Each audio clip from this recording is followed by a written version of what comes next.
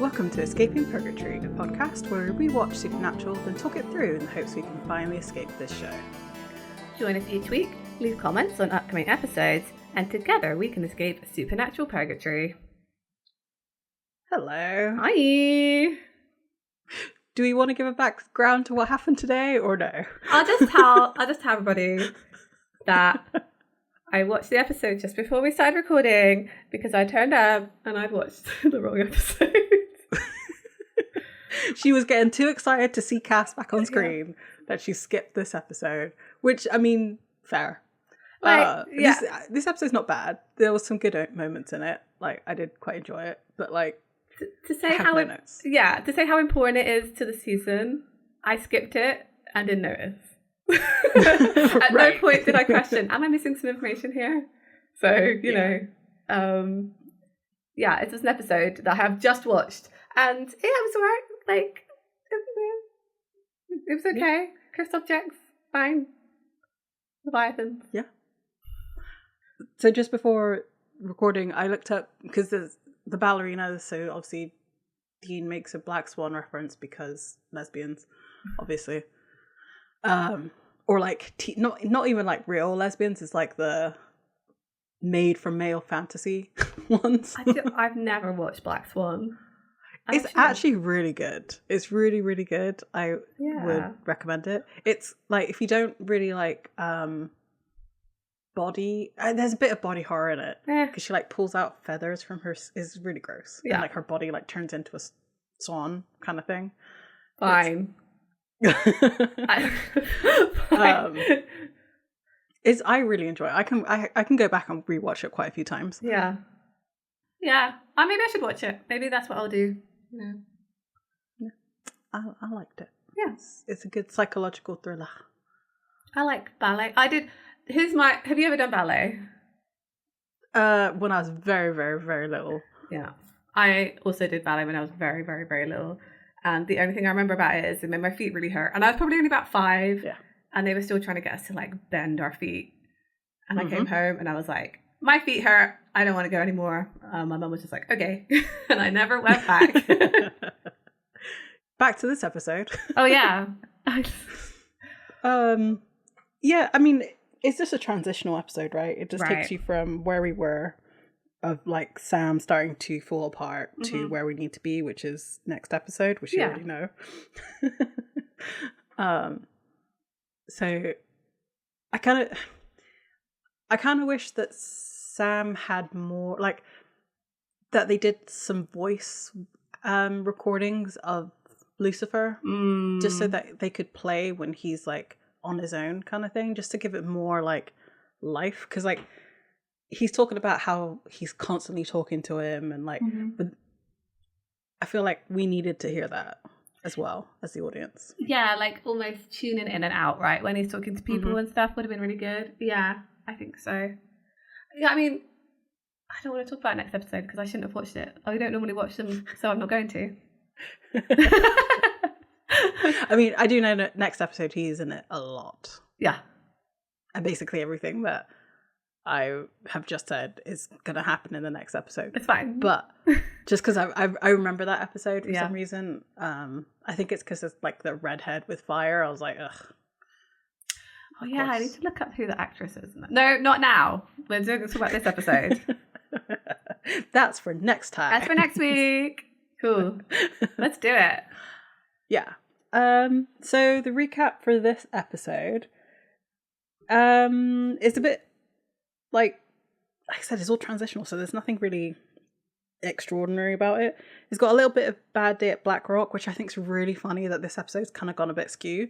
Because that episode also went, like, when we recorded it, we had to do it twice. So I was like, oh. Yeah. It's cursed. It is cursed. Because they're talking about the cursed objects in their dad's storage locker, which I've forgotten the name of. Yeah, me too. And then Frank and Dean talking about the coordinates and the numbers. How it's all linked to Dick Roman and what are they building in Wisconsin and this, that, and the other, and what's happening within those coordinates. And then we have a lot of last times episode of Sam and Lucifer's interactions. Yeah. And like, he says, I do believe I got you, bunk buddy. And then we have the stupid Joker laugh, which was fine the first time. The second time is just annoying. It's just easy, yeah. Oh, we didn't talk about what episode we're doing. We're doing season 7, episode 16, Out with the Old, written by Jenny Klein and Bob Singer, and directed by John Showalter. Yeah. Walter. So, and then we cut to a dance studio, and I think these are actual dancers. Yeah. I don't think they're actors pretending to be dancers, just because of their like form. I don't know anything about dance. I feel like you can be an actor / dancer. They are definitely actual dancers though, right? I think so. I think so. I think so because they just do. They look like ballet dancers. I don't know how to describe them. They look like ballet dancers. And I mean, it could just be the styling, and it could also be like, that's true. Have I ever seen a real ballet dancer in real life? No, I've only seen them on TV. So true. That's so true. I've seen the ballet. As soon as they were talking about like this, because there's 2 dancers, and they kind of making fun of the prima ballerina. I think that's what they are, like the person who is the lead. Yeah. And as soon as I saw them, I was like, oh, she's going to do Black Swan, because it's always going to be, not Swan Lake, not Black Swan, Swan Lake. And of course it is. Yeah, of course. Swan Lake. And she is the swan. And that's why she's practicing by herself. And so her name is Irina. Yeah. And she walks in. A little late for practice, no? Never too late. Practice makes perfect. If you have the talent.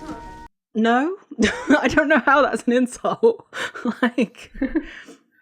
Are you saying that no matter how much practice you get, you'll never be perfect unless you have talent? Maybe that's it. I always think it's interesting that TV shows and movies always like to create this drama between groups of women who dance, right? Or do some kind of show business stuff.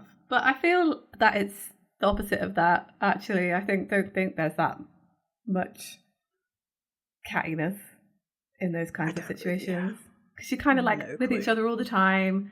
You've seen each other at your best and your worst. I'm sure it's very much cheering each other on, I feel like maybe at one point, I bet you when it was men leading these productions, hell yeah, maybe competition all the time. But if it was other women, I think I was gonna say Dance Moms. It's a perfect TV show that shows this, because all the mothers are always fighting all the time about their children getting the spot, but all the kids seem to just be friends. True. Yeah. I've never really watched a whole episode of that show. It just seems so toxic and something I just don't horrendous. Don't watch it. Engage in. I've only ever watched it on clips. This is my guilty pleasure. Sometimes I like to watch clips of Dance Moms on YouTube, just the worst bits. Fair. Yeah, that and compilations of the breakdowns. Yeah, pretty much. Or Gordon Ramsay's Kitchen Nightmares. I quite like watching that too. Yeah, I enjoy that one too. But that's I feel like that's well deserved, because you're messing with people's food. Don't mess with people's food. Oh, yeah. Have a clean kitchen. Come on. Yeah, it just makes me not want to eat in restaurants. Yeah, never. It's empty for a reason. That's all I'll say. So she comes in, she has this funny plastic bag, one of the ones that you get from a thrift store kind of plastic bag. Yeah. And it's got her shoes in it. And I was just I was going to make fun of it, but at the same time, I'm it's all like any other sport. It's all about superstitions. So maybe that's what she carries her shoes in, because it's special, and if she doesn't carry it in this, then she's gonna mess up, kind of thing. Yeah because I was wondering why she even had these shoes, because they were just I don't know, just what, why, I don't know. But then they show later that the shoes draw people to them, which makes sense. Yeah which is why Dean liked the shoes. Yeah. He wanted to be a dancer. He wants his own Black Swan moment. He did. Yeah, he does. So, like I said, the Swan Lake starts to play, and I think it's the last suite, or the last song of the production, just because the way that it kind of ends is when, depending on which version you're gonna do, the swan either dies or she gets her spell broken. Oh yeah, it gets all like hyped up, and it, like I do love the fact that the janitor's all into this as well, because he's spinning the mop in the same way that she's dancing. I was like, is the mop cursed too, or is it just visually? It was just visual. It was quite good. Yeah, I like the combination of the mop being like twisted and pulled and twisted around as she is as well. Yeah. And then eventually we see blood splatter and her feet basically exploded, and then the 2 ballet shoes are like on display, but like no blood or anything is covered, that like they're pristine. Yeah, she's like spinning supernaturally fast. Yeah.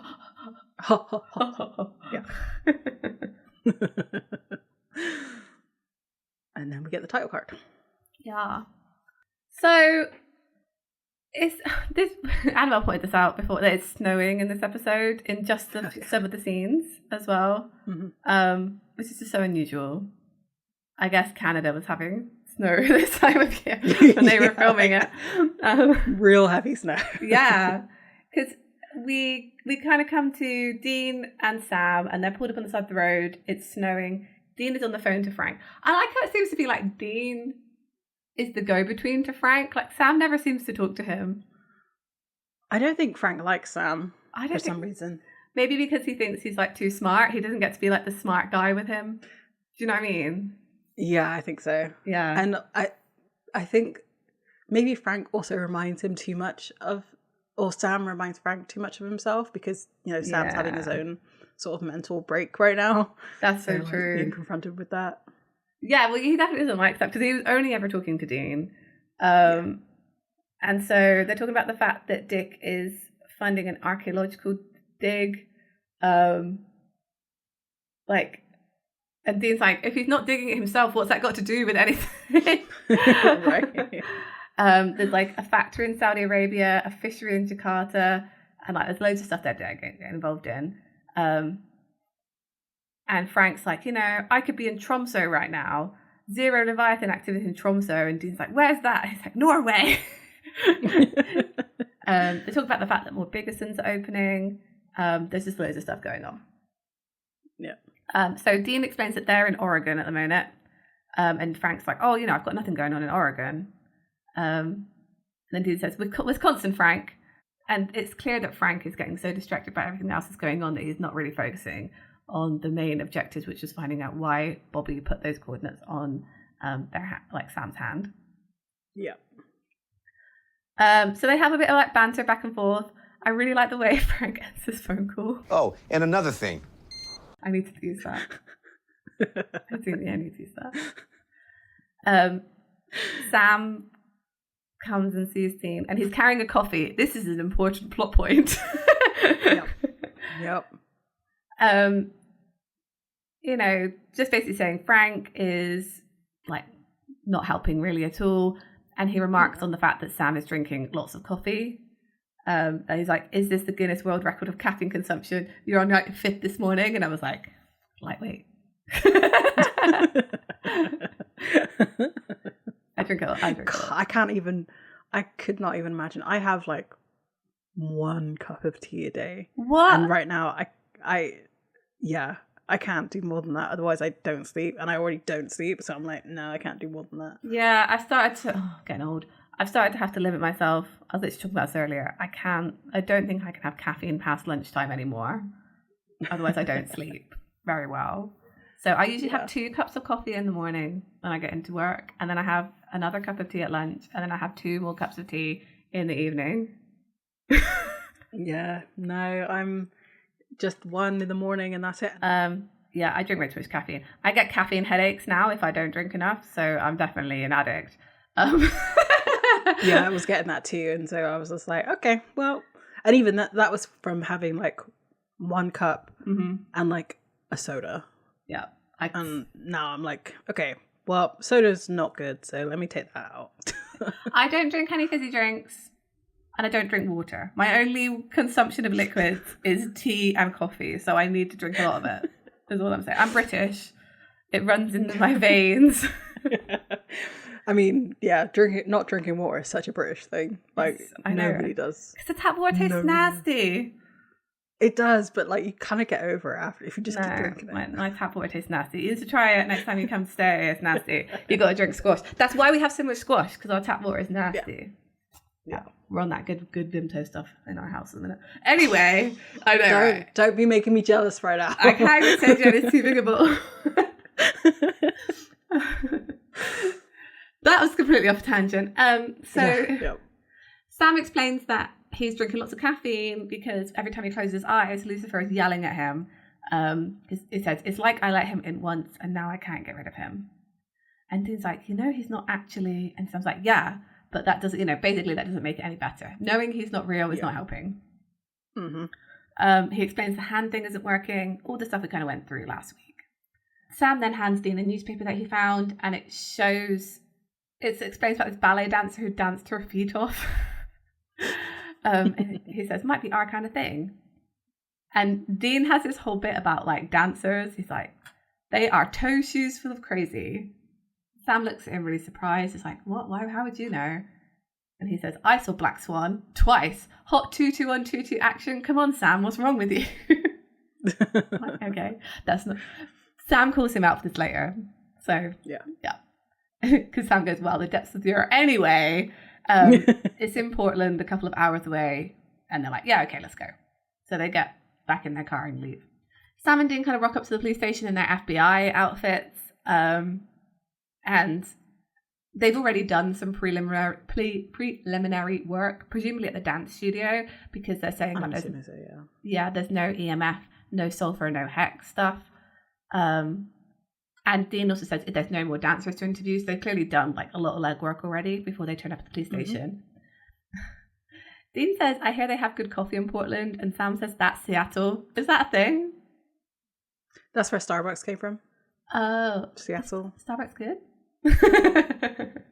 No, it's everywhere. Like I don't drink coffee, so I have no idea coffee is good. Like so, the best one in the UK for all of our American listeners who one day want to visit and drink coffee is Costa, 100%. Yes, that's what I'm saying. Yes, even like so, I go there for like hot chocolate because their hot chocolate is also very good. Their coffee is also good. Yeah, though we have a local coffee company that is super good. Like super, super good. Nice. Yeah, love it very much. So the duty officer behind the desk is like quite rude to them. Yeah, I don't really get this. Like why are they so like dismissive of them? Like I thought about it and they kind of just turn up in their suits and don't really flash their badges and like give us crime scene photos, and the guy's like, why? But once they do kind of get it out, he does let them in. Mm-hmm. So we cut to like an evidence locker. Like for some reason they're having like bring your daughter to work day. I don't even know why she's there. There's no reason for this girl to be here. I don't think she should be in there with her dad. No. I mean, there's some pretty bad stuff that can be in evidence, right? This would have been funnier because there's no reason for her to be there if the cop doing the evidence had put on the shoes. That would have been funnier. Right? Because he could have been like, oh yeah, my daughter loves ballet. Yeah. Let me hold. But he's pretty good. He's actually quite like rule following. So, but it doesn't really matter though, does it? Because you get drawn to the cursed object. So maybe he just wore the shoes. Right? Yeah. There was no reason for this girl to be here. It's like they had to just sort of like put a kind of woman/girl into a situation that she'd pick up the shoes. But it's like, it could have been anyone in that police department. It could have been, yeah. And I think it would have been funnier. And like more outside the box. I don't know. Anyway. This is Bobby Singer, I think. His edits. Because this girl is like presumably doing her, it looks like she's doing her homework or something. And she keeps wanting to touch the shoes. She's clearly drawn to them. And he's like, no. And eventually she's like, oh, can I go to the bathroom? And he's like, yeah, you know where it is. So she goes to the bathroom and she sees the shoes on the floor. They've like appeared in front of her. And she's like, oh. Mm-hmm. So she goes to put on the shoes, and I was like, why would they fit her? And then they magically like move to her feet. I was like, oh, okay, they're magic shoes. Yeah. Because they're cursed. They are cursed. So while she's putting on the shoes, Sam and Dean turn up to the evidence place, and they're looking at the crime scene photos, including the picture of the like pristine shoes. And Dean's like, yeah, that's weird. You know, why aren't they covered in blood? They ask the officer there for the shoes, and he looks and he's like, oh, my daughter took them. He just says, damn it, Tracy. So they like bust into just Sam and Dean, not her dad. I mean, they probably told him to stay back, right? Yeah, but why would he? That's his daughter. Yeah, that's true. Right? Yeah, you're right. So that just them go, and she's being controlled by the shoes, like being sort of spun around up on point. And they try to grab her. To be fair, this is funny. I think what they wanted to have here is them getting kicked in the face by a small girl. I think that's the whole point of the scene. Because as they're trying to grab her and like to get the shoes, she's like kicking them in the face, and every time she kicks them, she's like, sorry, I can't help it. It's so cute.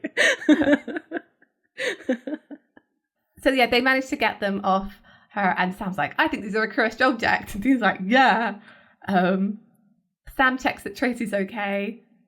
And then it just cuts to them walking out the police station with the shoes. I'm like, how? In their hands?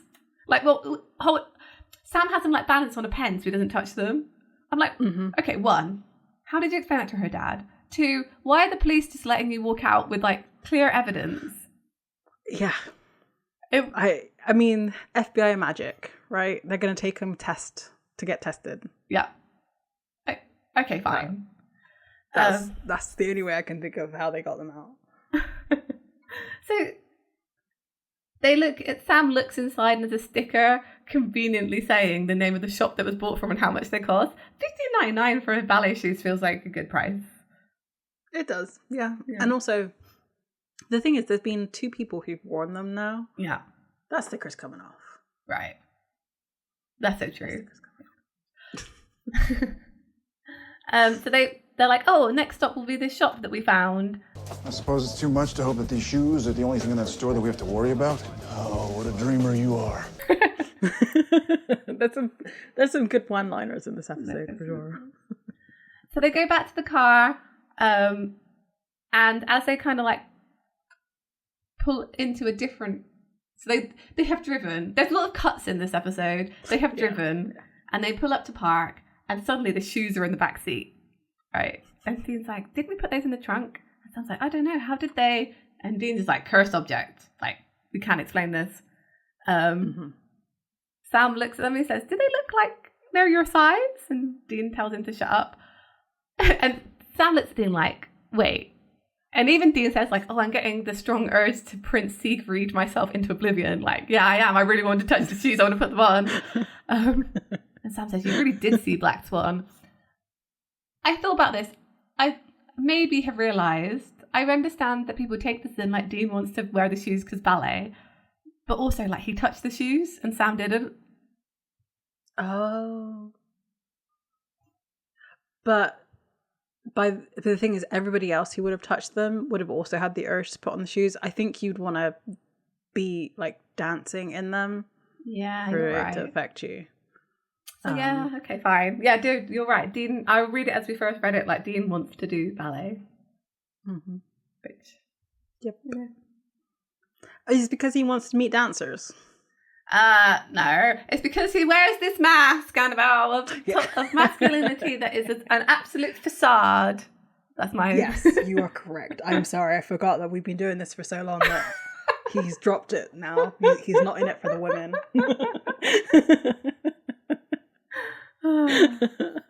Yeah, I like it. It's a good bit. It's quite fun.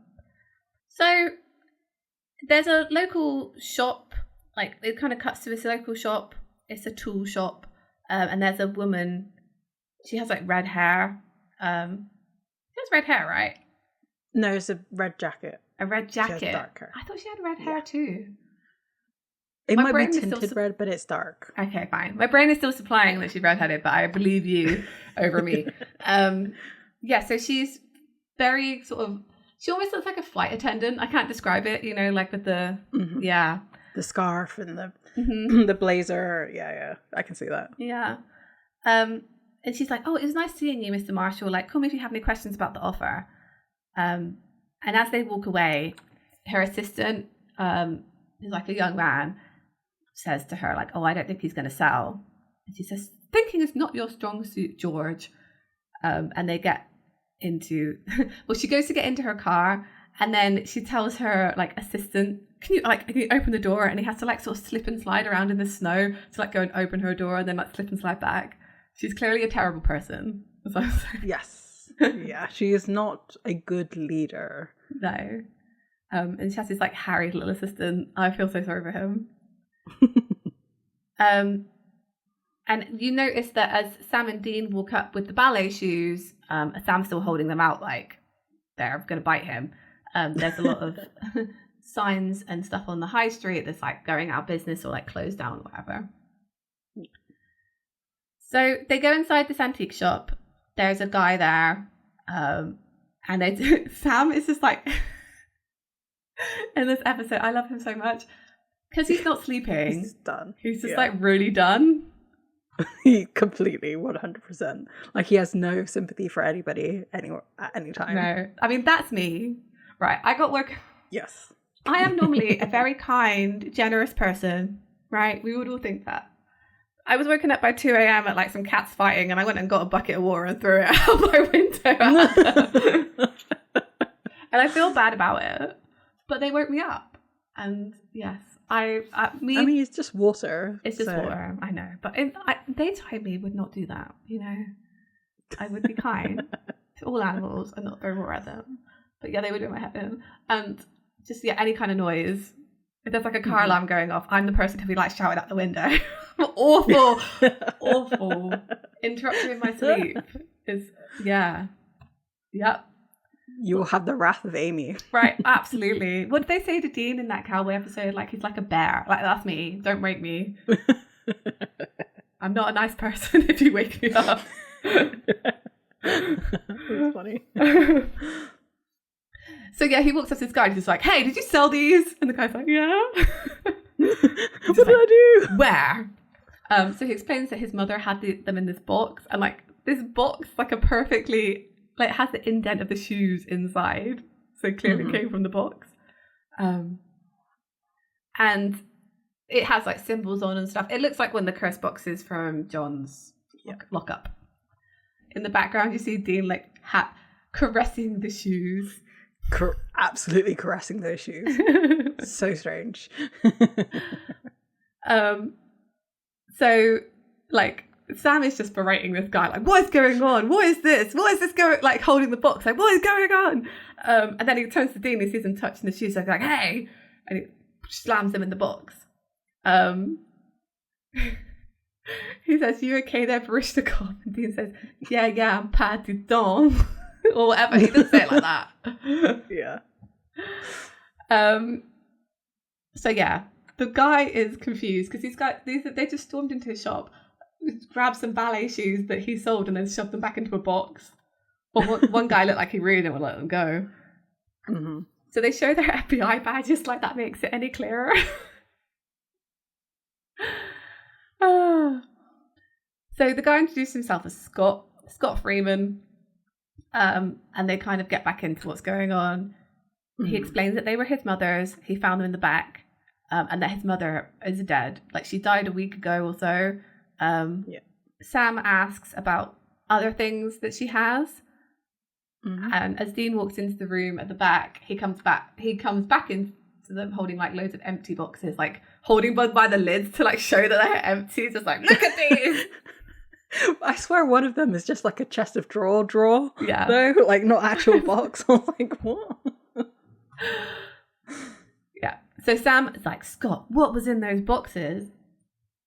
We do a hard cut to like a woman in a kitchen. It's quite a rustic kitchen, and she's chopping vegetables really intensely, violently. It's like, calm down, lady. She's looking so stressed while she's doing it as well, and I'm like, oh my god, she's gonna cut her fingers. I thought it was gonna be like a knife that went like all the way up her arm or something.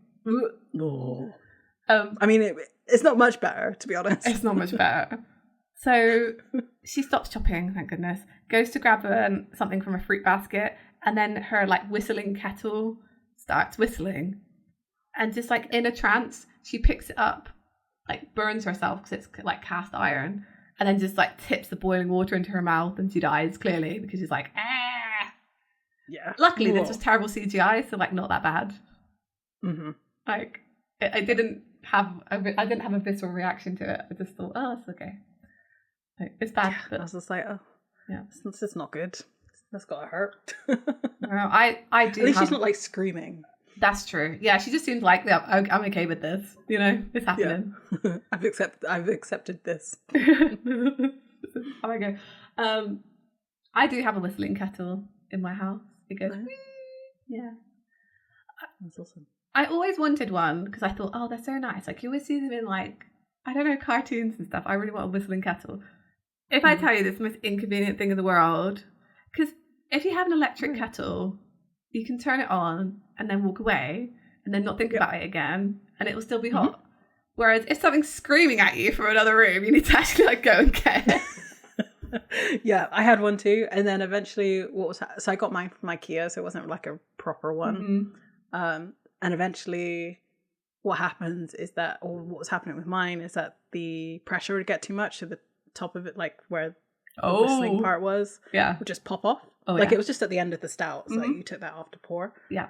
But then the lid started to like get weird, and like you would see like bubbling water. So I was like, all right, let me just go get an electric kettle because I'm done with this. Yeah. So they ask all the questions we're thinking. Yeah. Why the hell would you sell stuff that had stuff written all over it and think it's okay? I do kind of love that. Like, it's kind of I don't know if like she was a hunter like as a kid or or just because she clearly knows that these objects are cursed because of the way that she's stored them. Like the safe has inscriptions on the sigils on the inside, as well as on each and every box. So like she clearly was connected to the hunting world in some kind of way. Yeah. But her kid knew nothing about it. Yeah. So maybe she was just a person they knew would keep these things safe. Like people might have brought them to her, but she must have known about the supernatural of the world to know that they were. Yeah. It's not really explained who she was, and I guess it's kind of cool as well. Like this, but then there's the implication that there are these little like pockets of cursed objects places that are just ready to be like re-released, including John's lockup, right? Right, like who's paying for that? Yeah, yep. And I kind of want to meet the demon that's in charge of making cursed objects, because like last episode, right? The guy was in charge of like making serial killers, which was kind of like what the implication was, that he would go and tell these people to go, murder. So there's clearly a demon out there who's like, ha ha ha ha. I'm going to curse this teapot. I always thought they were like ghosts, almost like evil intention of people, or like so many things, bad things happened around them or whatever, that the objects got cursed. Yeah, it could be that too. Like an energy situation. Yeah. Yeah. I don't remember how they explained cursed objects in this world. I don't feel it's been so long. Yeah. I can't remember either. They just are. They just exist. They just are. Yeah. Yep. Like because I don't feel like we get another. Yeah, right. Yeah. I don't know if we get another curse. I mean, surely we get more. I mean, I hope not. It's not good for the podcast. That's true. Clearly things go wrong. That's very true. So yeah, his mum's basically had these, and since she sold the place and this passed away, he was just like selling everything to get everything out of this place so he could get some extra money. And he was like, well, I never thought they would like hurt anybody. Like they were just weird things that she kept. Yeah. Like, and Sam then asked for who and where they sold each one of those objects that he had. And because it's like I guess it's kind of like an antique shop So maybe people were giving their addresses, which I was trying to figure out why they would. I thought this as well. I was like, how would you possibly know people's full names and addresses if they just bought one thing from you? Yeah. Unless it's just like a small enough town that he knows everybody. So Portland itself is massive. Okay. But this is like the equivalent of a high street. Yeah. In a small place. Yeah. In like a neighborhood. So they go to the tea kettle house, but they haven't been able to save her. Each one of these houses, they just easily walk in, and I'm just like, is this small town America, like neighborhood, that nobody locks their doors? I know they lock pick and they can do it quite quickly. Yeah, but like they literally just like open the door for every single one of these places. They don't. This is as they're walking to her house. Dean's like, tea kettle, yeah. Hey, with enough curse mojo, you can turn a friggin' pencil into a weapon of mass destruction. Good times. So they enter the house and they see the woman who's died, and Sam's already on the phone when Dean turns around and says, "We better call this in." Yeah. And he's like, "My name, Bruce Hornsby," like, because obviously, but it's like caller ID. I know it's a burner phone, so maybe. Anyway, so they got a whole bunch of other people, and they're just going to split the list and go after everything. Yeah. And one of them is a vintage gentleman's magazine, and the other one is a gramophone. Yeah. I don't know why Dean always goes for the thing that he's most interested in. Like every single time he went after the babysitter. Yeah. He just all the time. It's like, and Sam even points us out. He's like, I wouldn't really handle the shoes if I were you. Remember I wouldn't really handle it if I were you. Remember those shoes. Yeah. But like, yeah, Dean, you have a lot of vices. Try maybe just go for the gramophone. Yeah, it's not as interesting, but like, you won't be tempted to like kill yourself in the way that this magazine wants you to. I mean, we all know it's very much implied, and we all can kind of guess how the magazine kills you, right? So just don't do that. What way to go? Yeah, not the way you want to go. No. Not at all. Dean even asks, "How does old porn kill you?" And he's just pretty sure you don't want to know.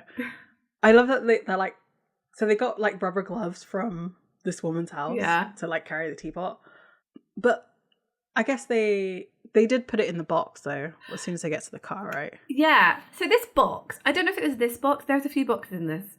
One of these boxes, and I think it's this box, has the metal letter symbol on the top. Oh, I didn't notice that. I think it's this box. Yeah. I was wondering if they were hinting at something, or if they just decided to pick up that symbol later for no reason. I mean, that would be kind of cool, right? If she was part of the metal letters. Because that might explain why she has all the cursed objects. Yeah. But, I mean, if they have the bunker, why would they... I mean, maybe they don't want everything in one place. Yeah, but it, like, got dissolved, right? The Men of Letters doesn't exist anymore. So maybe... Because she wouldn't have been a Men of Letters, because woman. That's a whole plot point. But maybe she was, like, a secretary or something that saw the chapter houses being... And she just, like, took off with whatever she could kind of take with her. Yeah, that's very, very... And that would explain why her son wouldn't know anything, because they were much more secretive about what they were doing. I have a whole backstory for this woman. So, your new fanfic. Yeah, exactly. And it was all tied... I'm pretty darn sure that's the metal letters on that box. I'm going to have to go back and look, because I wasn't really paying attention. I saw the symbol that they use a lot in Charmed, like the three triangles. So maybe it was that. Overlapping. It is quite similar. That is quite similar to the metal letter symbol. So maybe I'm wrong. But yeah, I like it. I think it would work. Nice. I think so too. I think that works just well. Just right. So we cut to the house with the gramophone, and I was like, well, good on you for using the thing, like the useless thing that you bought somewhere, right? Because usually when you buy something like a gramophone, it's for display only. Yeah. But at the same time, I'm like, why though? She's trying to get her son off the whatever he's playing. DS? I don't know what tablet. Yeah. He's playing a tablet, yeah.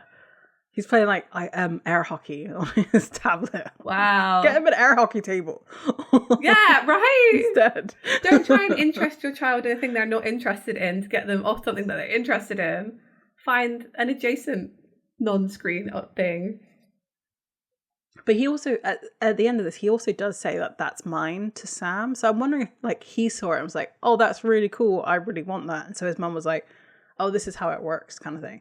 But even still, like, I don't know. Those cylinders are like super delicate. Like they kind of need to be somewhat preserved. She looked, as she was setting it up, smugly at him, like she was trying to lure him away from his tablet. I felt. Yeah, I guess so. Her face conveyed that.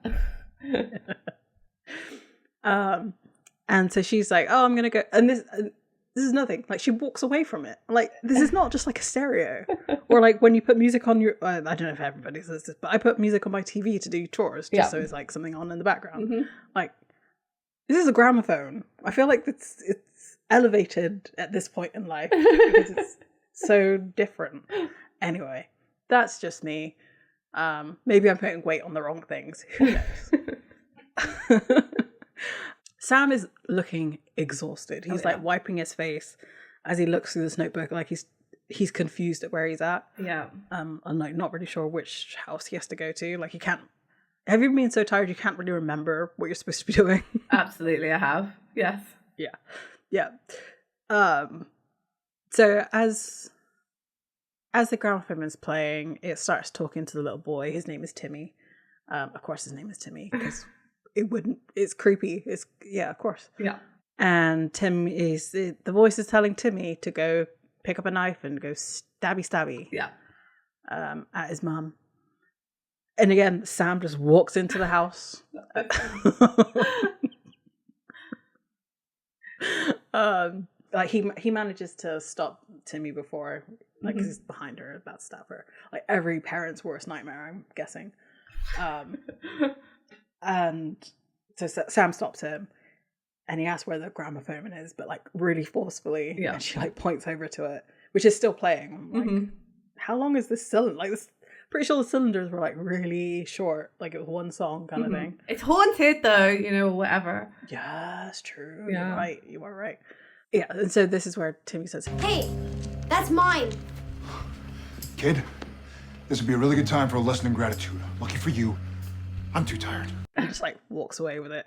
It then cuts to Sam and to Dean, and he has his own cursed box with the magazine in it. Yeah. And he's like, I got it just in time. It's like, what was he doing? It's like you said, you wouldn't want to know. And so Sam's across town, and he'll come to where Dean is. Yeah. So Dean's back at the antique store, and he's putting it back into the safe, like the box that he just had, because I'm assuming it was closer. Yeah. And Scott's like, oh, so my mum wasn't some kind of whack job, all the stuff was real. He's like, yep. So maybe they had a big falling out of it. Like she tried to explain to him all of these things. He's like, oh, you're crazy, I'm leaving. And now he's back and it's like, oh dang. Yeah. That's so true. Possibly. Yeah. And he's like, wow, I feel like crap. He's like, I kept pushing her to sell the store. She kept saying no. And I kept pushing, telling her how much money she'd make. Basically, the real estate agent was just really pushy. Yeah. And she just eventually said okay. But then she had an accident, supposedly. Oh, yeah. An accident. Like, An accident. Yeah. And obviously, Dean is thinking, oh, this feels like a demon deal that went wrong. Because he asked, like, when did she die? Like, how long after the deal? And it was like the next day. And he asked, how did she die? He said a car crash, and I just keep thinking if I hadn't pushed her. And Dean's like a little bit reassuring. He says, a little tip, feeling guilty ain't gonna bring him back. Best you can do is live your life the way that you think would make her proud, or at least not embarrass the crap out of her. It's just like, yeah, Dean. Yeah. I feel like that's what Bobby told him at one point. Yeah, this is definitely him talking about Bobby. Not about John. No, not at all. He doesn't care. He tried to do what John asked him to do, and it almost got him killed as well as his brother killed. Yeah. Like, no. Don't listen to anything John says. God, I can't wait to talk about Lebanon and how much of a dick John I know. I know that's really far off, but like, Really? Ugh. So he's like, okay, don't touch anything in those boxes. Don't even go near it. Like, once everything's boxed up, we'll get a U-Haul and we'll get it out of here. Yeah. Dean then walks out the shop and he sees, like, all down this main street, there's a picture of this woman that we saw earlier, Bickleby. Yeah. And every single shop is sold. Like, this is gentrification. Not even gentrification. It's corporate takeover. If you ever saw one. Yeah. So we go to Bickleby's office, and her name is Joyce. Yeah. And she is talking with Mr. Marshall, who we saw a little bit earlier, who's smoking a cigar, which I think is very rude. Like, you don't go into someone's place of work and, like, smoke. Right. You Like, don't go anywhere. Yeah, she's not a very nice person, but like, still. This is my absolute pet hate at the minute. Right. This is just such a rant. I don't care if it is or not. This is such a rant. So I feel like smoking cigarettes has become less socially acceptable to do. I think so. Right. Yep. Meanwhile, there's these people who vape who think it's fully fine to just vape wherever they want. I very nearly got into it today with somebody. Smoking in offices, unacceptable. Yeah, especially, like, I don't care if they say it's okay. Like, don't ask in the first place. Right. No. Yeah. No. Mr. Marshall, put it away. Nobody needs that. Like, I thought they were going to use it in some kind of way. I mean, they do. But no. They do kind of. Well, I thought they were going to use it on screen. Oh, in some kind of way. Yeah. So, yes. So Joyce is trying to convince Mr. Marshall to sell. She's saying, you know, look, everybody else is sold. It's not going to be the same. You know, I've prepared yeah, you have not done anything, my dear. George did it all for you. Yeah, let's be absolutely. Real. Because she's like, I've prepared an analysis report for you. Try saying that 10 times fast. I can't. And she takes a piece of paper from George and she's like, not that one. And he like hands her. He's very much like the bumbling assistant, but like he's bumbling because she is such, I hate to call another woman this, but her actions warrant it. She's such a bitch. She is. Yeah, absolutely. Like, yeah, her actions warrant that title, not bitches be bitches. Right, yeah. For sure.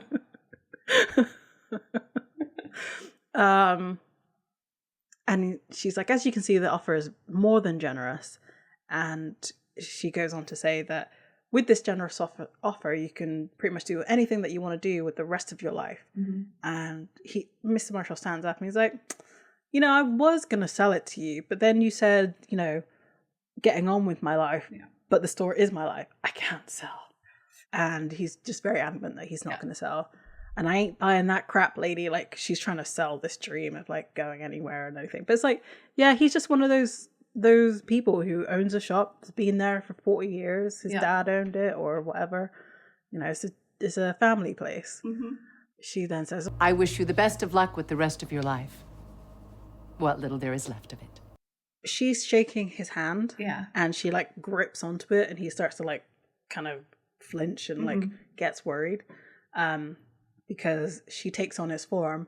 Da da da. Yep. She's a Leviathan. Hey, of course she is. They just happen to fall into another Leviathan plot. I mean, they're supposed to be everywhere, right? So it should have happened more, I feel. Yeah, that's true. That's true. So maybe in the police department, those people that were talking were actually, because they had that fear that they're going to rock up to a place and it's going to be big mouths. Oh, maybe. You never know. I mean, I kind of guess that did happen in this episode, right? They're like the perpetrators.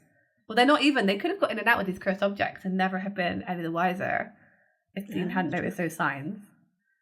True. Yep. So then she turns around and signs it because she knows everything about Mr. Marshall now. And George is like looking kind of concerned. He's like, well, don't you think that was a little trigger happy because he's now dead? Yep. first the woman at the antique shop, so we know the story behind that. She also was probably taken over. Because she wouldn't want to sell because of the cursed objects and stuff, right? Exactly, yep. And now this, I mean, Mr. Roman doesn't like us calling attention to ourselves. And then she just sort of stares George down. It's like, all right, what do I do with the body? He's like, there, that's the attitude. He's like, okay, take Mr. Marshall and his stinky cigar home. So yeah, we're all in agreement on that. Yeah. And basically they're going to make it look like another accident, like he fell asleep with a cigar in his hand and burned up. So it then sort of like does a time jump. And there are like flashing lights and things outside the window, and we see Joyce saying, there goes Mr. Marshall, should have quit smoking, can be hazardous to your health. And then she laughs. She takes like a sip of her coffee and like chokes on it, like it's the worst thing she's ever drunk in her whole life. Dramatic much, come on.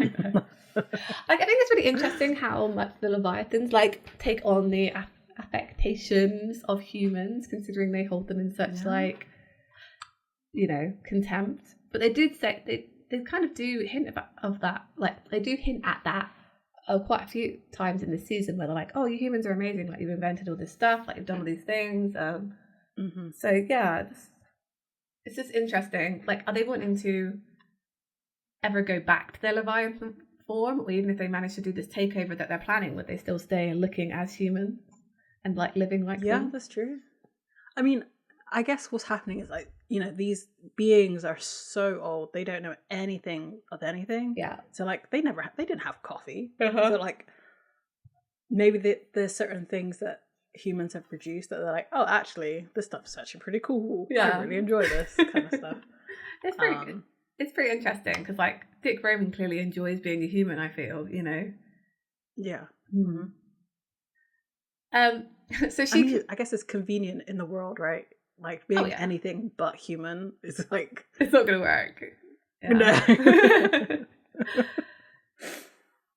So she complains about this coffee by telling George how many assistants she's had, and she's like, how do you know how many I've had since taking this body? And he says, maybe 3. She says 5. I'll leave it to your imagination what happened to the first 4.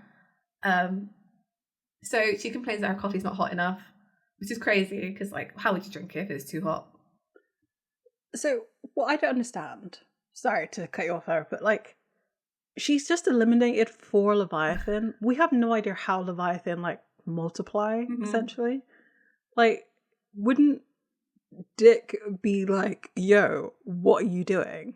Like, I feel like there's power struggles in this, and like as soon as one of the bigger people go away, like you see it kind of in this episode, as soon as Joyce dies or gets like whatever, George is like, has the same attitude as her that she just had and he hated. I'm like, that they all act the same. Yeah. But like when someone is slightly above them, it goes a bit mental. I mean, I guess that's Dick though, isn't it? As well. It's just like they're modeling after him. It's like the mirror universe of Star Trek, where to get into a position of command you have to like kill your superior. But you can't just like do that. You kind of have to put yourself in a position to be able to do that, because if they find out that you're plotting against them, they can have you killed, and no one would question why that would happen. I think Leviathans are clearly on like a pyramid hierarchy, right, with like Dick at the top, and I think those who have power over their like subordinates just have like absolute power over them. So that means Dick has power over all of them, but like it's different levels, different tiers of Leviathan. But I think George is like just below Joyce for some reason. Yeah, they're like the grunt workers. They're the expendable ones, right? Yeah, exactly. I like that. It's almost like a worker bee situation, right? As well. But yeah, I think that's why, and it's very like dog eat dog, which is like, I think Dick alludes to that a lot. Why don't you just eat each other? I think they've said before. Yeah. So she orders another coffee. She's like, go to that nice barista on Main. Get me this like absolute crazy order. Right. Like sweet as anything. Disgusting. And he's like, sure. And he's like, but that's all the way across town. And she just says, okay. He says, I won't be back till 9. And she says, see you at 8:45. She's just so horrible to him. Yeah. Power tripping. So we cut to Sam. He's driving a pickup truck and he's so tired. He's like, I have driven when I've been quite tired. Like, I know you shouldn't. Yeah. And I do try and pull over and like, but it's hard. You like crank the window, you like put up the music. Even like the coffee sometimes doesn't really work. So yeah, his phone rings, he like turns the music down, like begrudgingly kind of like answers it. And it's Dean sitting in a cafe with a laptop, basically looking like Sam. So he's explaining that they're not going yet because it doesn't look like she just died. Like, it looks like there was something going on. Like the woman who had all the cursed objects, there was clearly something going on with her death. Sam says, So, well, you think somebody cut her brakes or something? No, I think the world is full of hilarious coincidences. Oh, and there's this new company, never even tasted real estate. So they just sort of appeared and started buying things up. He's trying to get on, Dean is trying to get on their website because he's looking at what they've done. He's like, doesn't this seem weird to you? And Sam is just like, yeah, all right, fine. Tell me what happens. He doesn't really care at all. And Dean's like, are you okay? Sam says, they say that sleep deprivation is an enhanced interrogation technique. Like, trust me, it's torture. And they just hang up the phone. Poor Sam. Yeah. Which is, such a contrast to last season where he didn't need to, like, he didn't sleep and was completely fine. He was this, like, hunting machine and, like, now he's trying to do that again, but, like, his soul is keeping him awake somehow. I don't even know. Like, I guess so. Yeah, you're right. Like, opposite. Now he has a soul, he just can't sleep. Yeah, wild. So Dean tries to, like, we're back at the cafe with Dean. He's trying to look into his website. But he can't get on it. He's like been blocked out, and he just goes, son of a bitch, and rings Frank. So Dean kind of summarizes what's going on. There's a big company buying up like mom and pops in Portland. He hit a firewall when he was trying to look at his site. Think you can crack it? Can a dog play poker? I don't. The answer is yes. So this company's called GeoThrive, and their logo says GeoThrive, innovative technology for the future. This could be anything. It's like so generic. Yeah. We cut back to Sam, and he's like swerving in the road, tired. Just everywhere. We see like this truck as well at some point, like going like brah and things. And he nearly hits the truck before he wakes up. Like, he's so tired. As soon as I saw that semi, it was bringing season 1 flashbacks. Like, no. Right? Well, you say that, but the song they play at the end of this episode is like Bad Moon Rising, which is the name of that episode. That is. And also, is it not the song that's playing in the car radio after they've crashed into that truck? Oh, that's pulling deep. I wouldn't know. I also was watching on Netflix and they didn't have it. They didn't have the right music at that time. I feel like it feels right to me. It feels right. Someone can correct me. But I think the car is like gets hit by the truck with like, them all in. And on the radio it's just playing Bad Moon Rising. I'm sure. It feels like that's something they would do. Right. It really does. Yeah, so Sam tired. That's basically this episode. Sam tired. Yep. Drinks coffee, does not work. Yeah, I feel. I mean, honestly, like, so he shouldn't be drinking coffee because that's a stimulant. So isn't that giving Lucifer more energy? He should be on that green tea, some chamomile tea, some calming stuff. You're so right. Why is he trying to stay awake? Like I don't know. I mean, I guess if you have to be awake, as in like if you try to fall asleep, you get woke, like you jolted awake, like you might as well stay awake rather than being. Just like you said, you're a bear when you wake up. Right. Yeah. I mean, he's not trying to stay awake, is he? He's trying to stay alert because he's just like fogged. Yeah. I understand the feeling. Like 100%. Yeah, you're right. So Yeah, but he really should be like taking that, like, I don't know, the stuff that knocks you out, the real drowsy. Yeah. Some Benadryl, some like antihistamine stuff. Yeah, anything. I mean, next episode. So at the coffee stand, George is there and he watched the barista put like 2 pumps of whatever she asked 1 pump for, and he's like, oh my god, I'm gonna get eaten. And he tries to argue with the guy, but he just seems to have like no backbone, essentially, because the guy's like, no, there's a line, like I'm not gonna make it again. And then the barista does end that like, how about you eat me? Like, and the guy, George says, don't tempt me, you're lucky I'm late. And then Sam appears, he's the next in line after George, and he orders a triple red eye, and the guy just says, it's your funeral. But George your heart. Right, yeah. Triple red eye, that's like 3 espressos or something, isn't it? It's like crazy. It's not good. It's a lot of coffee. I know I say I drink a lot of coffee, but if I have too much, I go into almost like, oh, it's too much, and my brain works really fast, but I get in this really good focus place with it. My hands shake, but I can do stuff, you know? It gives me like terrible anxiety too, like stress. Oh god. It's horrible. I kind of love it, and I don't know what that says about me. So basically it's 3 shots of espresso into a normal cup of coffee. So it's just like, so much caffeine. That's so much. Why'd they even make that? I don't even know what there is a limit. So caffeine does have a dose that will kill you, you know? I mean, of course, like anything, you can't drink too much of anything or consume too much of anything. It's like not that much. So yeah. Plot armor. George clocks Sam, and then it cuts to outside the antique shop. Sam's pulled up in his pickup truck, and Scott comes like up to the door. On the other side of the street, Joyce is talking to George on the phone because George is watching Sam, and she's like, "Where's my coffee?" So George has already explained to her because he's like, "I'm not kidding. Like, you know, it's Sam. He's going to the antique shop we just bought. You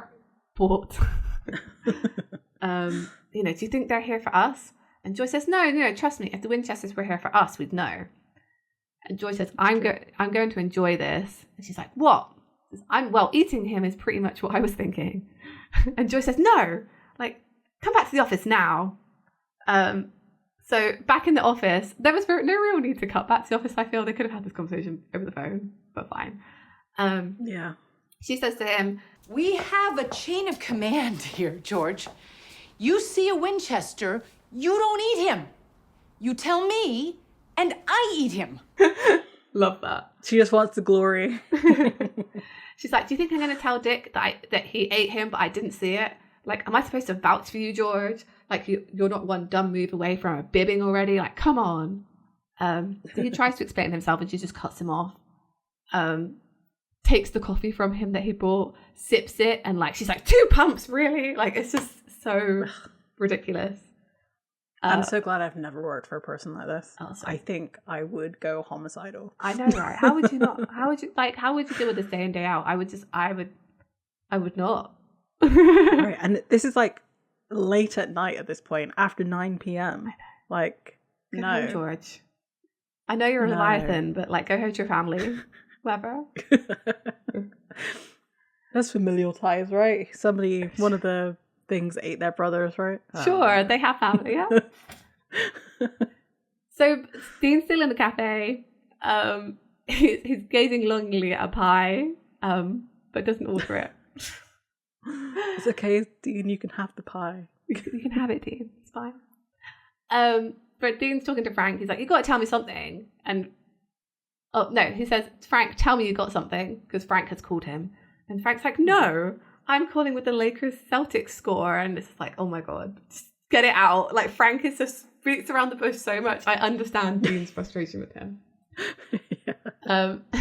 So Frank figured out the firewall. Geothrive internal site, like basically it's deep down, it's like a shell corporation of a conglomerate or whatever. Basically, it's part of like Roman Incorporated. So Dean's like, oh, it's Leviathans. They're Walmarting the mom and pops. And Frank confirms that's the case. So he's like, okay, we've got a big field in Wisconsin, a bunch of friggin' shops in Portland. Like, what are they up to? Sam pulls up while he's having this conversation, and Frank doesn't know. He's just like, I don't know. He's like, all I know is it's corporate and smelly, but I'd get the hell out of Dodge. Dean is saying that they're going to stay because people are dying. Frank just says, like, basically, like, let them. Like, who cares? Yeah, it's like, death is a part of life. Don't worry about it. Yeah. Like, if you want to save everybody, he's like, check the obesity stats. It's like, okay, Frank, look at yourself in the mirror. Yeah, right. On. You can't be. Yeah. He who is without sin casts the first stone or whatever. something. Yeah. So the last thing Frank says to him on the phone is, fine, like, call me if you don't die. So Sam walks in. Dean explains the whole conversation. There's Leviathans now. What does he say? Like, does he say it's dick all the way down? Is that was Frank? That was Frank who said that. Yeah, there was some good lines there. I do like that. But then Dean calls it a big old nesting doll of dick. It's like, yeah, so good. I love it. Sam is just like out for this conversation. He's just like, oh, I don't know what's going on. I'm so tired. You're saying words, but they have no meaning. No. Dean says, you know what? Like, enough of the insomnia crap. Like, you need to crash. I'll keep working. Find a motel and get some sleep. And Sam's just like, I can't sleep. Lucifer won't shut up. And Dean's just say, like, even now. And Sam says he's singing Stairway to Heaven. And I think you're right. They should have, like, faded in. Even if it wasn't, like, Lucifer. Just like, oh, they can't use Zeppelin. Why pick a song you can't use? Like, just fade in a bit of the song. Right? Mm-hmm. Because Dean just say, like, good song. And he's like, not 50 times in a row. Mm-hmm. Sam's phone then rings. It's Scott. And he's like, you gotta help me. Like, I looked in one of my mum's old mirrors and now I want to rip my face off. I think it was cursed. And they're like, okay, we're on our way.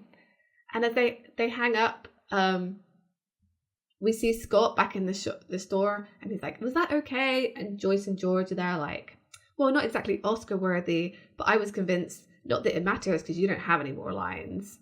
And I thought they were going to eat him then, but they don't. They just like gag him. Like, I really thought they were going to bite his head off. Me too. And I was like, that whole little bit was putting the scarf in the mouth and stuff. I was like, what? Because like literally the next scene is him being taped up to a chair. Yeah. What was the point? Like, Scott just drags him away. He's not tied up or anything. Nope. He just has a scarf in his mouth. Like, what? I don't know. And like a nice silk one too. Like something that's very, very, very expensive. They should have just eaten him. I'm for Leviathan thing. They should have just eaten him. Like, there was no point in keeping him alive. Okay, they kind of do answer some of the questions right away because they say that like they can't really kill him because it would draw too much attention. Yeah, because that's how Joyce explains it away. But instead, she wants him to take over George. She wants George to take over Scott's appearance and live as Scott for the next 30 some odd years. So it doesn't look like he's died. But like they don't know how people age. So like he would be age. Well, if their plan goes to if their plans go correctly, he wouldn't have to stay as him for 30 odd years. I guess they would do whatever they're trying to do. That's so true. Yeah, you're right. So yeah. There's not much faith in leadership, is there, Joyce? No, Joyce. I don't think Dick would like to hear about this, Joyce. So Sam and Dean again just storm into the place because I mean this one makes more sense because obviously. Yeah. And Dean's like, okay, so much for Chris Mirror because they see Scott tied up. Yeah. And Joyce is like, oh, Sam and Dean, such a pleasure to make your acquaintances. So you can just put names to faces. I'm Joyce and this is my assistant George. I was like, what? And Dean's like, wait, you're the real estate lady? And she's like, yes. She liked my photo and she like pulls the same face. Yeah. like her teeth are already like gleamingly white, Yeah. but he's like, oh, you might want to lay off the whitening strips. Well, that's probably why, right? Yeah. But it's like, they're Leviathan, they're all about teeth. They're all about teeth. And she like transforms and like goes after Dean, and they start like fighting, and it all goes blah blah blah blah. Fight. Yeah. Dean's being thrown around, broken tables, broken stuff. The whole shebang. Yeah. Sam got the better end of the stick because George is like, there's a bucket of that stuff that you like throwing at us right there. Dunk me in it before she sees. I mean, I'm surprised not more Leviathan try to help him in this way. Yeah. To get up. But maybe they just haven't had enough of the tortured worker. Enough. Yeah, I feel like they just haven't had enough opportunity, maybe. They've come across pretty loyal Leviathan so far, but now they're seeing like the bottom end of the chain. Yeah, you're right. So that's what Sam does. He puts his face into the bucket. Half his face gets burned. And then he's like, the sword! And you see this like massive sword. So Sam goes to grab it and chops Joyce's head off just before Joyce can go after Dean. Yep. Dean then puts her head into like this bowling ball bag, kind of. That's how I see it. Perfect. I don't think it is a bowling ball. Yeah. That's what it looks like. And Scott's like, I can't just uproot my life. He's like, sure you can. It's not as hard as you think. It's like, Dean, you never actually had to uproot a life. Like your own life. Yeah. You can't, like, you just dropped into other people's. So true. Yeah, you don't know what it's like, I guess. Yeah, I can see that. But they're explaining that, these things don't like loose ends, so you have to disappear. Why he didn't suggest Norway, because he already knows that there's no activity. As far as Frank knows. Yeah, that's true. Yeah. That's true. So, yeah, like, so I didn't really mention this before, but like, it was partway through this episode when they like figured out the cursed objects. I was like, where are they going with this? Like, I know we had the like George, Joyce thing, and I was like, there was obviously something there, and I was like, oh, Leviathan. Okay. Yeah, I know it took me a bit as well. So how does this end? They're just going to take him, put him in John's lockup. Okay, end of episode. But it wasn't. It was actually a plot episode.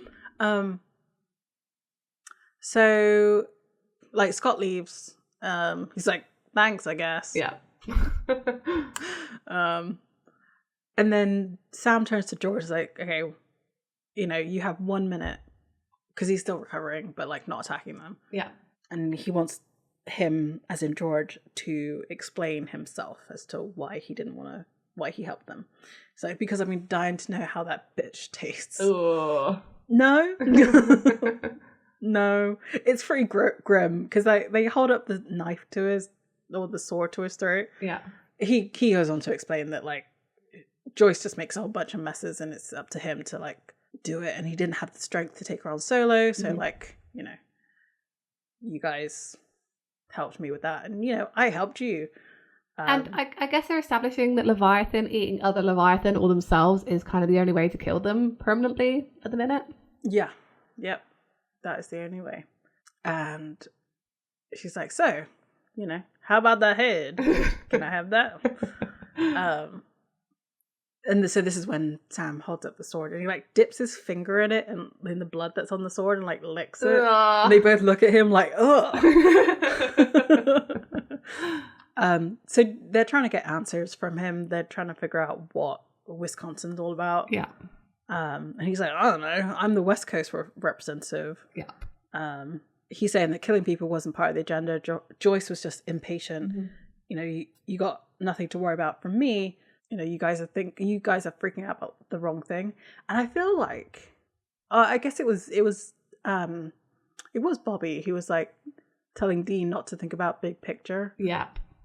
What Frank has been telling them is the big picture, yes. But Dean is still so focused on these numbers. Like, that is the one thing. But I feel like Bobby's saying, no, look, they are doing this, yes. as in like they're buying up places. That's the thing you have to look into. Yeah. Not just these coordinates. But obviously, you can't get that across in some numbers. That's so true. Yeah, you're right. It's like, yeah, you look into this and then see the bigger picture, but they're not. They're just looking at this one side. You're so right that they would get like laser focused like that. Yeah. So, like, because George points this out. A couple of real estate deals? Come on. Big picture, guys. You think it's just here? It's everywhere. And is a lot more ambitious in this little project. My advice, keep your heads down and stay down. Dean threatens the guy. He's like, you're going to tell us what you're building here or I'm going to wash out your mouth with soap. And he's like, I was hoping we could play nice. Like, he suddenly becomes a smarmy businessman. It's like, where was this with Joyce? Maybe they gain their power when they eat them. I don't know. The power to be smarmy, boss type. Like I said, I do think it's just the way that Leviathan are, and they're modeled after Dick, who because he is the top honcho. So it's like, well, if I want to be like Dick, I have to act like Dick. Yeah, I agree. They just aspire to be him, and as they move the ranks, they just become more like him. Yeah, exactly. And George is like, well, I was hoping we could play nice. But if you must know, it's going to be a research center. And he said, research for what? Disease. This gentleman is where we're going to cure cancer. And it's all because they just are here to help. And it's just like, take that further and you realize why they want to cure cancer. Yeah. Same reason why you don't want diseased cattle. Right? I thought the exact same thing, 100%. This is so true. Yeah. They just want to eat people. They want to eat healthy people. Yeah. But they're not going to get there. They're not going to get there. Not without Frank. Not without Frank. And, well, The only other thing I thought about this scene is maybe the putting the head in a bowling ball bag was a reference to Mystery Men. You ever seen that movie? I don't think so. So, they have superpowers, and they're kind of lame superpowers. And one, I can't remember her name. There's like a woman, and her superpower is that she has her father's skull encased in a bowling ball, and she can like zoom it around the place. It's like possessed. It's so good. It's such a good movie. You should watch it. It's got Ben Stiller in it, which is kind of wild, and like, I just wondered if that was a nod to that movie because it's quite a well-known movie. So last scene in this episode, Dean closes up the U-Haul of their truck. They're going to take the cursed objects. They're talking, they're like, monsters curing cancer, like a sentence I never thought I'd say. Why does it make me so nervous? And Sam says, I hear you. What do we do now? Because he's still like out. Yeah. So they decide they're going to go to Frank's. And he's like, you're going to sleep on the way. And Sam just says, I wish I could. When Dean asks if he got any sleep, Sam says, a little, I don't know. He definitely did not get any sleep. No. He's lying. And Dean says, we'll find you a soft rock station. Always knock you right out. And that's like a little tidbit from his childhood. They used to put on like soft rock to put Sam to sleep in the back of the Impala. No. So Bad Moon Rising starts playing and plays over the whole of this next scene because it's pretty much all silent. So they drive away. They get into the woods to find Frank's trailer. Dean shouts for him, but he doesn't answer. And as they walk in, they're like, don't shoot, I'm coming in. And it's just like wrecked. There's like blood splattered on the screen of like showing a picture of Dick Roman. There's like files everywhere. And yeah, he's gone. And Dean just says, not good. Yeah. And there's red blood and then there's black blood. Oh, yeah. So he's had an altercation, which I'm surprised Frank didn't like set up a booby trap to spray borax at something that would come through the door. I mean, he almost definitely did, I feel. It's probably just like too many of them, maybe. Yeah, that's true. You're probably right about that. Yeah. And it just ends with there's a bad moon on the rise. Yeah. And we are, I do feel like we never really had that much of a lull in this season. I talked about it last episode too. Because I feel like we're starting to somewhat ramp up towards the end of the season. Like, I know there's things that are coming up, as in, like, we still don't know how to kill them, like the Leviathan. They haven't really formulated a plan as to, like, what they're going to do with the Leviathan in terms of, like, they haven't set, beyond killing Dick, like, that's the only plan, like, it's not until a little bit later that they're like, oh, we should send him back. Yes. And that's probably because of Cass. Because with Cass now back, Dean can expand his focus, essentially. I can't talk about it because it's next episode and I've foolishly watched it. But yeah, things happen. Next episode, Cass is back. I'm excited. I'm excited for it. It's going to be good. Yeah. I'm excited too. Yeah. Yeah. Even though you've already watched it. You get to watch it again if you want to. I probably will. It's a good episode. Cool. Yeah, go watch it. It's a good episode. And this one was okay. Like, it's fine. It's just it's getting there. You're right. It's just getting us to a place we need to get to, which is okay. There's nothing wrong with that. And I mean, the thing that they chose to get, the vehicle that they chose, I actually really quite liked. This crystal objects are just interesting, right? Yeah, I think and so. to see so many of them, I think it's kind of cool. Yeah. Like I said, it would be kind of nice to know how cursed objects come about, whether it's demon related or just bad. Because Sam says cursed mojo. So, I mean, was it witches that cursed an object? Maybe. Yeah, maybe. I do feel it's just like bad energy, like bad things happen around an object and like soaks up all the bad energy, and then it curses other people to do it too. Like maybe those shoes belong to a ballet dancer that like murdered her rivals or something. Yeah, true. Or she was brutally murdered in some kind of way. Right, yeah, exactly. So it's not kind of like a ghost, it's just like the bad energy has to go somewhere, so it goes into the object. Mm-hmm. Yeah.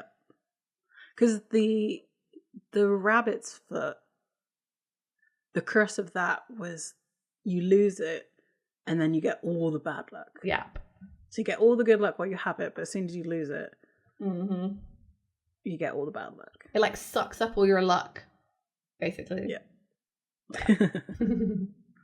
Yeah, I quite like a good cursed object.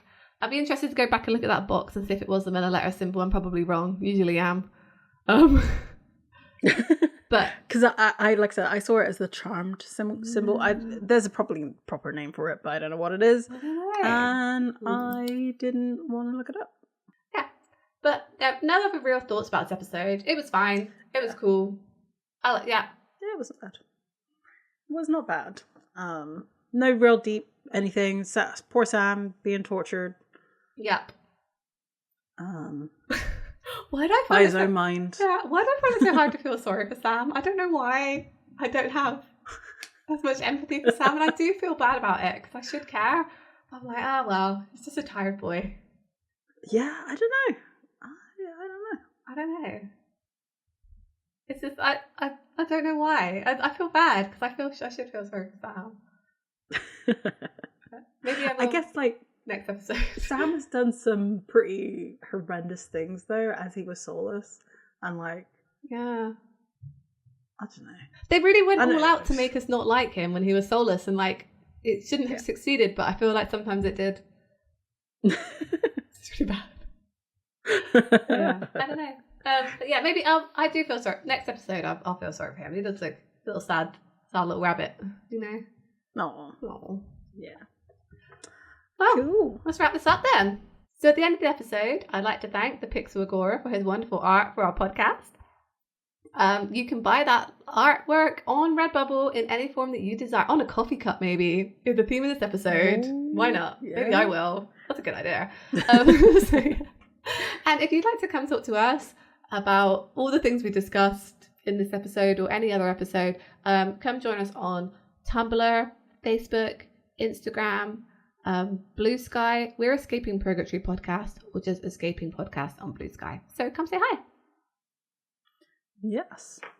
So we drank too much coffee and, got dick down. No! Fine. Hopefully next week we can find our way out. Bye! Bye!